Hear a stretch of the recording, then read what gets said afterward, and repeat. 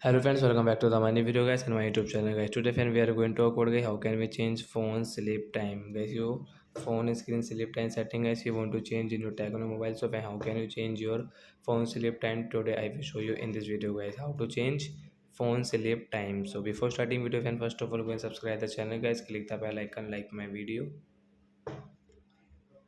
So first of all guys, open your phone setting to change your phone sleep time, then guys scroll it. Friends, you can see display and brightness guys, tap here guys, again scroll guys, screen timeout setting guys, tap here. Friends, you want to change your phone sleep time, you can change. So we will click on this 15 second and guys you wait and watch. Friends, after 15 second guys your phone screen will sleep, means your phone will sleep guys, wait and watch. And friends, you have any doubt related to guys your phone sleep time setting, you can ask me in comment section, I will check, I will help you guys. You can see it's going die and off. So like that guys, you can change your phone sleep time. So that's it guys, thanks for watching the video, bye guys.